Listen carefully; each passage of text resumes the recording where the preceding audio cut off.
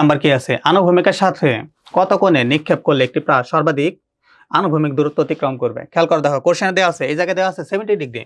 70 degree অ্যাঙ্গেলে তোমার হলো বল থ্রো করা হয়েছিল, এই জায়গায় পড়ছে 60 ডিগ্রি অ্যাঙ্গেলে এই জায়গায়। তারপর দেওয়া ছিল 15 ডিগ্রি এই জায়গায়, 45 ডিগ্রি এই জায়গায়। এখন কথা হলো 45 ডিগ্রি এই জায়গায় আপনি বুঝলেন কিভাবে? 45 এর এখন ভ্যালু বের করবো। দেখো আমরা লিখতে পারি R is equal to v naught, R এর পরিবর্তে লিখতে পারি v naught square sine 2 theta divided g. কথা হইলো যে এই সাইন 2 থিটা এটার ভ্যালু যদি আমার 1 হয় তাহলে এটা ম্যাক্সিমাম দূরত্ব যাবে। আচ্ছা দেখো, সাইন 2 থিটা এটার ভ্যালু যদি +1 হয়, +1। আচ্ছা সাইন 2 থিটা, সাইন কত ডিগ্রির ভ্যালু 1 হয়? সাইন 90 এর ভ্যালু 90। সাইন কাটা, তো 2 থিটা ইজ ইকুয়াল টু 90।